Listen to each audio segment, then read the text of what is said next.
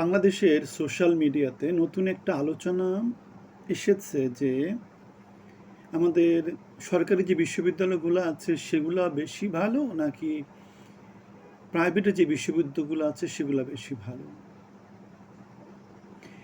এই আলোচনাটা আসতো না যদি না প্রাইভেট ইউনিভার্সিটি বাংলাদেশে এত ব্যাপক মাত্রায় আসতো। পৃথিবীর কোনো দেশে প্রাইভেট ইউনিভার্সিটি এত বেশি মাত্রায় আসেনি, বিকজ সেখানকার সরকারের নীতিগত দায়িত্ব থাকে যে জনগণকে শিক্ষার সুবিধা দেবে, প্রত্যেকটা এলাকাতে বিশ্ববিদ্যালয় দেবে। কিন্তু আমাদের সরকার সব ছাত্রছাত্রীদের জন্য শিক্ষা নিশ্চিত করতে পারেনি। সেজন্য আমরা দেখেছিলাম যে 90 পরবর্তীতে সরকার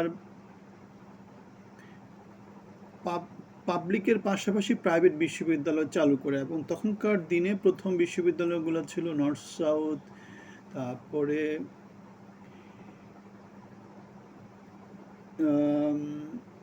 আহসানুল্লাহ, তারপরে এআইইউবি, তারপরে ছিল হচ্ছে কি ইন্ডিপেন্ডেন্ট ইউনিভার্সিটি। এরকম কিছু ইউনিভার্সিটিকে প্রথম পর্যায়ে ইউএসটিসি এগুলোকে প্রথম পর্যায়ে লাইসেন্স দেয়, এবং সেই বিশ্ববিদ্যালয়গুলো বর্তমানে বাংলাদেশে বেশ ভালো করছে, কেন তাদের অনেক বছরের একটা ট্র্যাক আছে, সেই ট্র্যাকটা খুব বেশি খারাপ না। আবার এমন এমন অনেক বিশ্ববিদ্যালয়গুলো আছে যেগুলো আবার বন্ধ হয়ে গেছে, শুধু সার্টিফিকেট বিক্রি করেছে, কাগজ বিক্রি করেছে, এবং আলটিমেটলি সমাজে একটা অসাধু প্রভাব বিস্তার করেছে, এবং যার ফলে আমরা দেখেছি নানা রকমের নেগেটিভ কিছু আত্মহত্যার মতো ঘটনাও বাংলাদেশে ঘটেছে। আবার মালিকদের মধ্যে এমন হয়েছে যে ট্রাস্টি বোর্ডের কিছু লোক অন্য লোকদেরকে সরিয়ে দিয়ে বিশ্ববিদ্যালয়ের মালিক বনে গেছে। আমরা এখানে এই কথাটা মনে রাখতে হবে, পাবলিক অথবা প্রাইভেট দুটো বিশ্ববিদ্যালয়ের মধ্যে বেসিক্যালি ডিফারেন্সটা হচ্ছে পাবলিক বিশ্ববিদ্যালয়ে টাকা পয়সা সরকার থেকে আসে, সেখানে শিক্ষার্থীদের কন্ট্রিবিউশন খুবই অল্প। আর প্রাইভেট ইউনিভার্সিটির যে খরচতর যা কিছু সব কিছু ছাত্রদের কাছ থেকে নিতে হয়, যার ফলে এখানে অনেক অনেক ট্রাস্টি বোর্ড, অনেক অনেক ইউনিভার্সিটি যেটা দেখা যায় তারা ছাত্রছাত্রীদের কাছ থেকে টিউশন ফি হিসেবে অনেক বেশি পরিমাণে টাকা নেয়, এবং আলটিমেটলি টাকার অঙ্কটা তারা মালিক পক্ষ নানাভাবে সরিয়ে নেয়। আমরা সেই সংস্কৃতিটা অনেক অনেক দিন ধরে দেখেছি।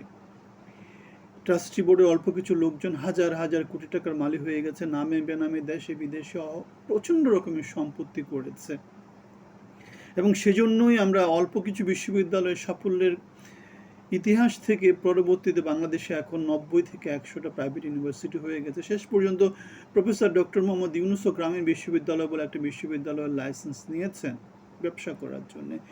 তিনি যেখানে এমন কোনো সেক্টরে তিনি ইনভেস্ট করেননি যে সেক্টরে লাভ ছাড়া অন্য কিছু হয়েছে, জনসেবা হয়েছে।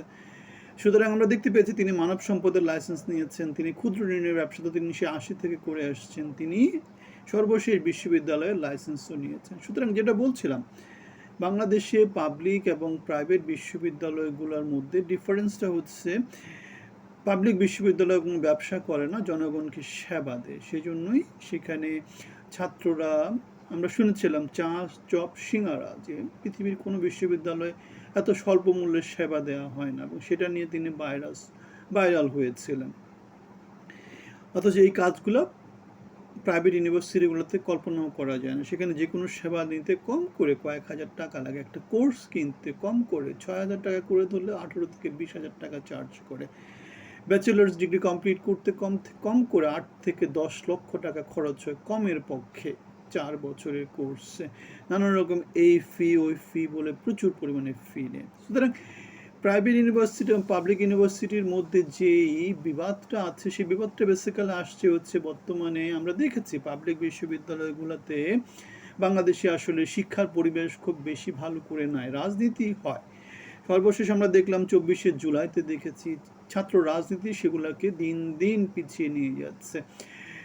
ছাত্র রাজনীতির ভয়াবহ অবস্থা বাংলাদেশের শিক্ষাঙ্গনকে আসলে কলুষিত করছে, এবং এই সুবাদে আমরা দেখেছি প্রাইভেট ইউনিভার্সিটিগুলো যেখানে রাজনীতি নিষিদ্ধ সেগুলো ধীরে ধীরে উপরের দিকে উঠে আসছে। ব্র্যাক ইউনিভার্সিটি এখন তো অনেক উপরে উঠে গেছে, নর্থ সাউথ অনেক উপরে উঠে গেছে, আহসানুল্লাহ এগুলো অনেক উপরে উঠে যাচ্ছে। আস্তে আস্তে এখন সব কিছুই ডিপেন্ড করছে সাপ্লাই এবং ডিমান্ডের উপরে। স্টুডেন্ট যদি কমে যায় সেক্ষেত্রে প্রাইভেট ইউনিভার্সিটি ভালো করার কথা না।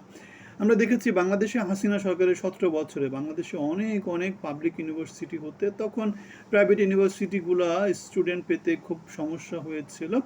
এবং আমরা গত বছরে দেখেছি যে এইচএসসিতে পাশের হার একটু কম দিয়েছে, যার ফলে বেশিরভাগ স্টুডেন্টরা কোথায় ভর্তি হবে, পাবলিক ইউনিভার্সিটিতে ভর্তি হয়ে যাবে। পাবলিক ইউনিভার্সিটির অনেক সিট খালি থাকবে, যার ফলে প্রাইভেট ইউনিভার্সিটিগুলা যেগুলো নিজেদের গুণগত মান নিশ্চিত করতে পারেনি, সে সমস্ত ইউনিভার্সিটিগুলোতে আসলে ছাত্রই পাবে না। সুতরাং শীর্ষ পর্যায়ের ইউনিভার্সিটিগুলো ছাড়া প্রাইভেট ইউনিভার্সিটি অন্যগুলো ভালো করার কোনো রকমের সম্ভাবনা নেই। বাংলাদেশের বর্তমানে শিক্ষা প্রতিমন্ত্রী ববি হাজ্জাজ, তিনি নর্থ সাউথে পড়াশোনা করিয়েছিলেন, সেই জন্য তিনি যেটা বলেছেন, নর্থ সাউথকে আমি যেরকম মনে করি, ঢাকা ইউনিভার্সিটি থেকে আমি বিশ্ববিদ্যালয় মনে করি না। অন্যদিকে তার এই যে মতামত, সেই মতামতের বিরুদ্ধে গিয়ে আমাদের কামরুল হাসান মামুন বলে একজন টিচার আছেন ঢাকা ইউনিভার্সিটির ফিজিক্স ডিপার্টমেন্টে, তিনি বলেছেন যে নর্থ সাউথ ইউনিভার্সিটিতে গণনাতেই আসবে না, কেন সেখানে এমন কোনো এত বেশি ডিপার্টমেন্ট নাই, সেখানে এত বেশি গবেষণা নেই, সেখানে যেটা হয় প্রসেসের মতো, ইন্ডাস্ট্রির মতো, যে স্টুডেন্টরা ঢুকে স্টুডেন্টরা বের হয়ে যায়, তাতে সত্যিকার জ্ঞানের বিকাশ ঘটে না। জ্ঞানের বিকাশ ঘটতে হলে বিতর্ক, নানা রকমের আলাপ আলোচনা, আড্ডা, নানা রকমের ভ্রমণ, নানা রকমের লেখালেখি, সব কিছু থাকতে হবে। এখন সমাজের উচ্চ অঙ্গন থেকে যেহেতু আমাদের যেগুলো সুপ্রতিষ্ঠিত প্রাইভেট ইউনিভার্সিটি সেগুলোতে ছাত্রছাত্রীরা আসে, সুতরাং তারা বেসিক্যালি ভালো ব্যাকগ্রাউন্ড নিয়ে আসে, আলটিমেটলি তারা ভবিষ্যতেও ভালো করে, এবং সেই জিনিসটা আমাদের প্রাইভেট ইউনিভার্সিটিগুলো দিন দিন হারাচ্ছে। কেন প্রাইভেট ইউনিভার্সিটিগুলোতে রাজনৈতিক চর্চা, প্রাইভেট ইউনিভার্সিটিগুলোতে শিক্ষার গুণগত মান অথবা খুব দ্রুত যে পাস হয়ে যাওয়া, সেই জিনিসটা হয় না। প্রাইভেট ইউনিভার্সিটিতে এমন এমন অনেক ইউনিভার্সিটি আছে যে সমস্ত ইউনিভার্সিটিগুলোতে 4 বছরের কোর্স 2.5 বছর 3 বছরের মধ্যে শেষ করে ফেলে, বিকজ বেশি বেশি করে ক্রেডিট নেই, যেহেতু ওপেন ক্রেডিট সিস্টেম আছে। আর পাবলিক বিশ্ববিদ্যালয়ে সে ওপেন ক্রেডিট সিস্টেমটা নেই, আপনাকে 4 বছর 5 বছরের একটা ফিক্সড কারিকুলাম আছে, সেটা ধরে ধরে পাস করতে হবে। আর প্রাইভেট ইউনিভার্সিটিতে আপনার যে কোর্সটা আছে সেই কোর্সটাই আপনি নিতে পারবেন, এবং সেটাকে ক্রেডিট হিসেবে কাউন্ট করবে। সময়ের উপযোগী হয়ে নানা রকমের কোর্স আপনি নিতে পারবেন, কিন্তু পাবলিক ইউনিভার্সিটিতে সে সুযোগটা নাই। কারণ পাবলিক ইউনিভার্সিটিতে সরকারি কারিকুলাম, একটা কারিকুলাম ঠিক করে দেয়, সেই কারিকুলাম ধরেই স্টুডেন্টরা পড়াশোনা করে। সময়ের সাথে সাথে পাবলিক ইউনিভার্সিটিগুলোতে পরিবর্তন আসেনি। রাজনীতি, যেমন বাংলাদেশে ছাত্র রাজনীতি বন্ধ করার জন্য 24শে আন্দোলন হয়েছিল, কিন্তু আমরা দেখেছি এখন রাজনীতি বরং আরও ঝেঁকে বসেছে, ছাত্রদের রাজনৈতিক দল তৈরি হয়েছে। সুতরাং পাবলিক এবং প্রাইভেটের মধ্যে ডিফারেন্সটা হচ্ছে, প্রাইভেট ইউনিভার্সিটিগুলো জনগণের যে ডিমান্ড, সেই ডিমান্ড অনুসারে তাদেরকে তাদের সার্ভিসটা অফার করতে হবে, কারণ জনগণ তাদেরকে টাকা দেয়। আর পাবলিক ইউনিভার্সিটিতে যেটা হচ্ছে, সরকারের যে ট্যাক্সের টাকা সেটা দেদার্সে তারা খরচ করে, যার ফলে উন্নত শিক্ষা কারিকুলাম দেওয়ার মতো চিন্তাভাবনা তাদের মধ্যে তেমন করে ডেভেলপ করেনি। অথবা আমরা দেখেছি তাদের বিসি যেভাবে নিয়োগ হয়, যেভাবে বিসি নানা জায়গাতে যেভাবে শিক্ষকরা নিয়োগ হয়, সেখানে কোয়ালিটির খুব বেশি মূল্যায়ন হয় না। যেটার মূল্যায়ন হয় সেটা হচ্ছে রাজনৈতিক লেজুর ভিত্তি। বাংলাদেশের রাজনীতির অবস্থা যেহেতু খারাপ, সুতরাং বাংলাদেশের বাকি সব সেক্টরের অবস্থাও খারাপ হবে। আমরা সেটা সরকারি কলকারখানার অবস্থা দেখি, সরকারি ব্যাংক বিমার অবস্থা দেখি, সরকারি বিশ্ববিদ্যালয়ের অবস্থা দেখি, সরকারি প্রশাসন যন্ত্রের পুলিশের অবস্থা দেখি, এগুলো সার্ভিস উন্নত করতে পারেনি। অন্যদিকে প্রাইভেট সেক্টরে যা যা কিছু আছে সব কিছু যেহেতু জনগণকে সার্ভিস দিয়ে নিশ্চিত করতে হয়, সুতরাং সেখানে ভালো কিছুই আশা করা যায়। যেমন বসুন্ধরার কথা নানাভাবে বলা হচ্ছে, বসুন্ধরা বন্ধ করে দেওয়ার কথা, কিন্তু আমরা দেখতে পেয়েছি বসুন্ধরাতে লোকজন থাকতে চাচ্ছে, বসুন্ধরার পক্ষে নানা রকম মতামত আসছে, বিকজ সরকার যেটা দিতে পারছে না সেটা বসুন্ধরা দিতে পারছে, সরকারি বিশ্ববিদ্যালয় যেটা দিতে পারছে না সেটা প্রাইভেট বিশ্ববিদ্যালয় দিতে পারছে, সরকারি সুযোগ সুবিধা যারা নিশ্চিত করতে পারছে না, বেসরকারি সেক্টর থেকে তারা টাকা পয়সা দিয়ে নিজেদের টাকা খরচ করে তারা সেই সুযোগ সুবিধা নিশ্চিত করার চেষ্টা করছে। সুতরাং আমরা এই বিতর্কটাকে এভাবেই দেখতে চাই যে যে যেখানে আছে সে সেটাকে বেশি করে মূল্যায়ন করতে চায়। যেমন যে সরকারি চাকরি করে তার কাছে সরকারি চাকরির মূল্য অনেক বেশি, যে বেসরকারি সেক্টরে চাকরি করে তার কাছে বেসরকারি চাকরির অনেক মূল্য বেশি।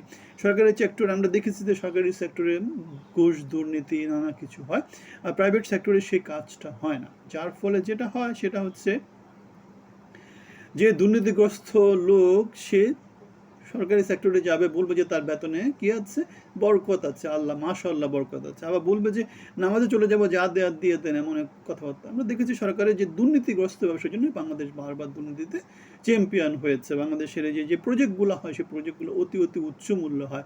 মাতার বাড়ি অথবা আমাদের যে নিউক্লিয়ার প্রজেক্ট, এগুলো হচ্ছে 2-3 গুণে, যে খরচ হওয়ার কথা তার থেকে 2-3 গুণ বেশি খরচ হয়। কারণ হচ্ছে আমাদের সরকারি নানা পকেট নানা জায়গাতে টাকা দিয়ে আলটিমেটলি সেই প্রজেক্টটা করতে হয়, আলটিমেটলি জনগণের টাকা লুটপাট হয়, আলটিমেটলি স্বার্থবস্তি হিসাবে থেকে যায়। একই রকম করে আমরা দেখেছি এই সরকারের যে বর্তমান সরকার ক্ষমতা আসার পরে সংসদে হেডফোন কিনেছে, সেগুলোর কি বিল করেছে সেটা আমরা দেখেছি। মানে একটা হেডফোনের দাম হয়তো 1,000 টাকা, সেটাকে বিল করা হয়েছে 25,000 30,000 টাকা, এমন একটা ব্যাপার স্যাপার। রূপপুর নিউক্লিয়ার প্রকল্পে বালিশ কাণ্ডের মতো। সুতরাং আমরা দেখতে পাচ্ছি সরকারি এবং প্রাইভেট সেক্টরের মধ্যে, স্পেশালি বাংলাদেশে যেটা হচ্ছে সেটা হচ্ছে লুটপাট কেন্দ্রিক, চোর, মহাচোর, আলিবাবা 40 চোর কেন্দ্রিক এবং সুশাসন কেন্দ্রিক কিছু এলাকা। এখন বসুন্ধরা কি ভালো অথবা প্রাইভেট ইউনিভার্সিটিগুলো কি ভালো শাসন? না, তারা লাভ করছে, তারা নিজেরা মালিক পক্ষ 5-6 জন অথবা যারা আছে আর কি ট্রাস্টি বোর্ডে, তারা টাকা পয়সা লুটপাট করছে, তারা তাদের সুযোগ সুবিধা নিশ্চিত করছে, তারা বেশি দামে কোর্স অফার করছে, স্টুডেন্টরা সেটা কিনছে, আলটিমেটলি যারা উদ্যোক্তা তারা প্রফিট করছে। যদিও বিশ্ববিদ্যালয়গুলো কি করার কথা না, প্রফিট করার কথা না, সেটা সেবা কেন্দ্রিক একটা সেবা হওয়ার কথা। ইউনিসেফ যেমন ওই যে সোশ্যাল বিজনেস, যেখানে বিজনেস করার কিছু না, যা আয় হবে সেটাই খরচ করতে হবে। সেই জন্য আমরা দেখি মালিক পক্ষ কী করে, দরকার না হলেও নানা কিছু কিনে সেগুলোকে অতি উচ্চ মূল্য দেখে, আলটিমেটলি সে টাকাগুলো তারা লুটপাট করে। সরকারি সেক্টরে যেটা হয়, সরকারি সেক্টরেও তো জনগণের টাকাকে তারা খরচ করে। তারা কীভাবে দেখায়, তারা দরকার হলেও না দরকার হলেও তারা কী করে বিশাল দামে প্রজেক্ট কিনে, সেই প্রজেক্টের দাম হয়তো 10 টাকা, সেটাকে দেখায় 100 টাকা, বাকি 90 টাকায় মেরে দেয়। সুতরাং সরকারি এবং প্রাইভেট সেক্টরের মধ্যে ডিফারেন্সটা তেমন করে কিছুই নেই। একটাই মাত্র ডিফারেন্স, সরকার জনগণের টাকাতে লুটপাট করে, সরকারি বিশ্ববিদ্যালয়গুলো একই রকম করে কাজ করে, আর প্রাইভেট সেক্টরে যেটা হয় তাদেরকে জনগণ থেকে সার্ভিস দিয়ে টাকা পয়সা লুটপাট করতে হয়। সেই জন্য তারা সার্ভিসটা নিশ্চিত করে, আলটিমেটলি অল্প কিছু উদ্যোক্তা টাকা পয়সা লুটপাট করে, নানাভাবে টাকা পয়সা ছড়ায়, আলটিমেটলি জনগণকে অথবা সরকারকে নানাভাবে তারা বুড়ো আঙ্গুলি দেখিয়ে নানাভাবে তারা ব্যবসা করে। দেশে বিদেশে নানা জায়গাতে তারা তাদের রাজকীয় জীবনযাপন নিশ্চিত করে। সুতরাং পাবলিক এবং প্রাইভেট ইউনিভার্সিটির মধ্যে এই যে বিতর্কটা, সেই বিতর্কটা আসছে হচ্ছে পাবলিক ইউনিভার্সিটিগুলো দিন দিন তাদের কোয়ালিটি হারাচ্ছে, অন্যদিকে প্রাইভেট ইউনিভার্সিটিগুলো স্বাভাবিক কারণে তাদেরকে ব্যবসা করতে হলে তাদেরকে সার্ভিস দিতে হবে। যেমন বসুন্ধরার কথা যেটা বললাম, খারাপ ভালো মিলে আছে, প্রাইভেট ইউনিভার্সিটিগুলো খারাপ ভালো মিলে আছে, কিন্তু তাদেরকে জনগণ থেকে টাকা নিতে হয়। সুতরাং জনগণকে সার্ভিস দিয়ে তাদেরকে আগে নিশ্চিত করতে হয় যে তাদের টাকাগুলো তারা অপাত্রে নষ্ট করছে না। সুতরাং এখানেই ডিফারেন্স। সেই জন্য প্রাইভেট ইউনিভার্সিটিগুলো দিন দিন ভালো করছে, পাবলিক ইউনিভার্সিটিগুলো যেহেতু কোনোরকম জবাবদিহিতা নাই, সেই জন্য তাদের সার্ভিস দিন দিন খারাপ হচ্ছে। আর ছাত্র রাজনীতির ব্যাপকতা সেটা দিন দিন আরও বেশি খারাপ হচ্ছে। আমরা দেখেছিলাম ইন্ডিপেন্ডেন্ট ইউনিভার্সিটির যে টিচারটা ঢাকা ইউনিভার্সিটির বিসি হয়েছিল ইউনিভার্সিটির সময়, তার সাথে নির্বাচনের সময় কীভাবে ছাত্র দলের নেতারা কীভাবে কথা বলেছিল। সুতরাং আমরা দেখতে পাচ্ছি সেখানে কোনো রকমের চেইন অফ কমান্ড বলে কোনো কিছু আসলে তেমন করে নাই। আপনাদের মতামত জানাতে পারেন। ভালো থাকবেন, আপনাদের সবার জন্য শুভকামনা। আসসালামু আলাইকুম ওয়া রাহমাতুল্লাহি ওয়া বারাকাতুহু।